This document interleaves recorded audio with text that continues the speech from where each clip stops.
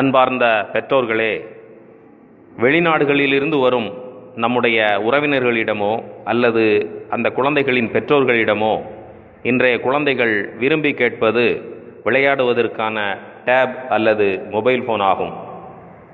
Thiruvananthapuram cancer சென்டரிலே தற்சமயம் 10 வயதுக்கு உட்பட்ட 130 குழந்தைகள் கண் புரையில் ஏற்பட்ட கேன்சரினால் பாதிக்கப்பட்டு அங்கே அனுமதிக்கப்பட்டுள்ளார்கள் என்ற ஒரு அதிர்ச்சி தகவல் உங்களுக்கு தெரியுமா?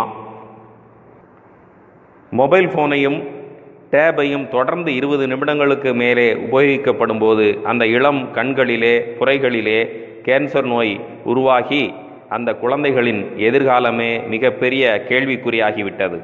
உங்களுக்கு புரியும்படி நான் சொல்ல வேண்டுமென்றால், நம்முடைய சமையல் அறைகளிலே கத்தியை எடுத்து ஒரு குழந்தை விளையாடி கொண்டிருந்தால் உடனடியாக நாம் ஓடி சென்று அந்த கத்தியை வாங்கிவிடுவோம். காரணம், அந்த குழந்தைகளின் கைகளிலோ கால்களிலோ அந்த கத்தியால் காயம் ஏற்பட்டு வெட்டுக்காயம் ஏற்பட்டு விடக்கூடாது என்பதற்காக. ஆனால் அதைவிட பல மடங்கு மிகவும் ஆபத்தான ஒரு செயல்தான் இந்த அவர்கள் உணவு உண்ணும்போது விளையாடி கொண்டே இருப்பார்கள். நீங்கள் அந்த உணவை ஊட்டுவீர்கள், டேபிலும் மொபைல் ஃபோனிலும். இது 20 நிமிடம் தொடர்ந்து அவர்கள் ஒரு சாப்பாடு கொடுப்பதற்காக வேண்டி இது போன்ற அந்த மொபைல் ஃபோனை விளையாட கொடுத்து அவர்களை பழக்கி விடுகிறீர்கள். காலப்போக்கில் அதுவே அவர்களுடைய வாழ்க்கை பழக்கமாகி விடுகிறது.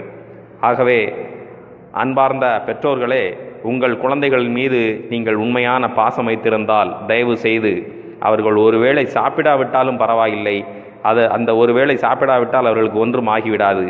அந்த பழக்கத்தை மாற்றுங்கள். தயவு செய்து தொடர்ந்து அவர்களுக்கு விளையாடுவதற்காக இந்த டேப் மொபைல் ஃபோன் போன்ற கண்களை சீரழித்து உயிருக்கே உலை வைக்கக்கூடிய இந்த செயலிலிருந்து மாற்ற வேண்டியது ஒவ்வொரு பெற்றோரின் கடமை. மீண்டும் ஒரு பதிவில் சந்திப்போம். நன்றி.